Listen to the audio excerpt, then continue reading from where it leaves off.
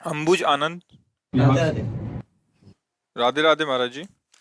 महाराज जी, कोई एक काम मैं लगातार नहीं कर पाता तथा मन शांत नहीं रहता। इस कारण से मेरा और परिवार का बहुत नुकसान हो जाता है। और समस्या भैया यह है कि मन, वीर्य और प्राण तीनों का एक कनेक्शन है, एक ही कनेक्शन है।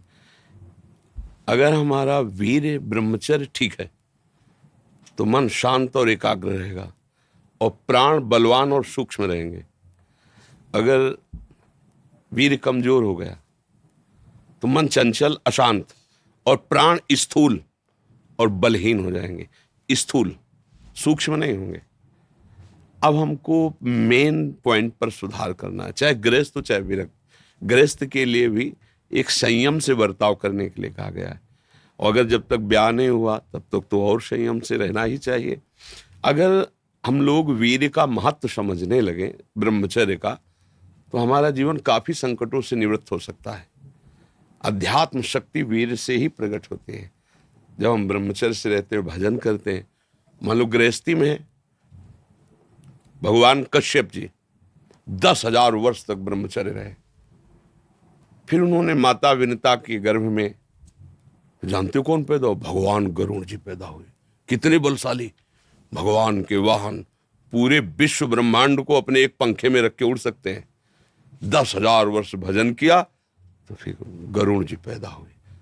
अगर गृहस्थी में भी है, संयम से रहकर भजन करके, फिर तो बुद्धिमान, ज्ञानवान, बलवान बालक पैदा होगा। मुझे लगता है ब्रह्मचर्य की तरफ से हमारे समाज की दृष्टि हटती चली जा रही है। मनोरंजन के भाव में वो ब्रह्मचर्य, इसलिए हमारा मन अशांत। बोलो, अब इस समय आप यौवन अवस्था में हो, इस समय तो उत्साह रग रग में रहता है, नहीं, चेतना रग रग में रहती है। हम नए बच्चों को देखते हैं उत्साहहीन, मतलब जैसे डिप्रेशन में हो। चेहरा देखकर ऐसा लगता है जैसे परेशान हो। क्यों परेशान है? क्योंकि आंतरिक जो शक्ति सपोर्ट करने वाली है नहीं।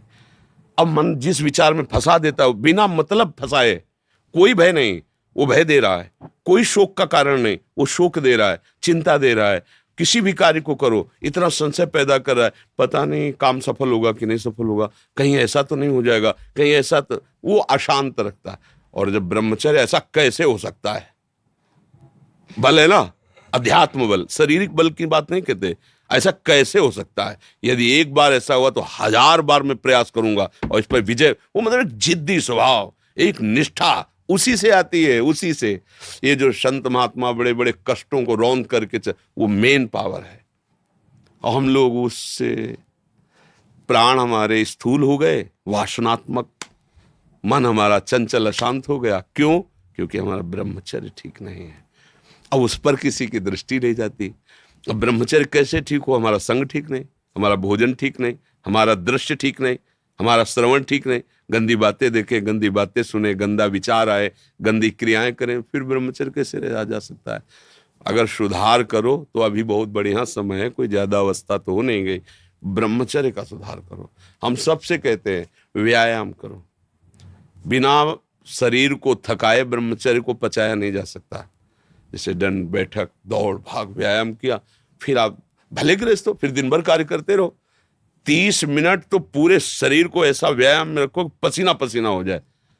अब 8-10 बजे तक सो रहे हैं तो व्यायाम कब करें? 4 बजे उठ के नहा धो करके घंटा आध घंटा दंड बैठक मारे तो आप देखो आपका जीवन प्रकाशित होने लगे। ये नहीं कहते कि बाबा जीवन, गृहस्थी में भी, गृहस्थी जीवन कोई साधारण इतना बड़ा बोझा लाद के चलना है परिवार का। शरीर स्वस्थ नहीं, विचार ठीक नहीं तो क्या है? अभी कुछ दिनों ऐसे अगर आचरण ढीले रहे तो शरीर ऐसे भयानक कमजोरी से युक्त हो जाएगा कि आपको सब कहेंगे प्रमादी ये पड़ा रहता है, कुछ करता नहीं। इसलिए संभल जाओ। ब्रह्मचर्य ही परम तप है, ब्रह्मचर्य ही परम धन है, ब्रह्मचर्य परम एकाग्रता है। एकाग्रता ब्रह्मचर्य से आती है। आंख मूंदो या खुली रखो, अगर ब्रह्मचर्य ठीक, एक शीतलता, एक गंभीरता, और जिधर दृष्टि लगा उधर एकदम चिपक जाएगी जाके। जैसे भजन में, नाम में, एक, या आप संसारिक कार्य में बहुत अच्छा कार्य करोगे। अगर आपका ब्रह्मचर्य ठीक ना तो जिधर बहुत अच्छा कार्य करोगे। तो शरीर में दम ही नहीं है। यंत्र का जमाना हो गया है। पहले खेती जोतते थे ना किसान, एक फार वाला होता था और पूरे खेत को उसी से जोतला है। बलवान होते थे। 2 लीटर मठा और 8 रोटी पाए, बैल की जैसी ताकत। अगर बैल को नाथ पकड़ के रोक ले तो वो वहीं खड़ा हो जाए। और आज अब ट्रैक्टर से जोती है, कोई मेहनत तो लगनी नहीं है। तो ये शरीर का हम लोग बहुत बुरी तरह से पतन कर रहे हैं। बड़ा कीमती शरीर है, हाँ, इसमें बहुत चेतना की आवश्यकता है। संसार में रहते हुए भगवान का सत्य का मार्ग चयन करके हमें भगवत प्राप्ति करनी। अरे कम से कम जितनी ऊंचाई पे आ गए उससे नीचे तो न जाए। सुअर कुत्ता तो न बनना पड़े, मनुष्य बन गए हैं तो ऊंचे चढ़े कि नीचे गिरे, पर यह ध्यान नहीं रहता। हम काम करने लगते हैं वही जहां नीचे गिरना है।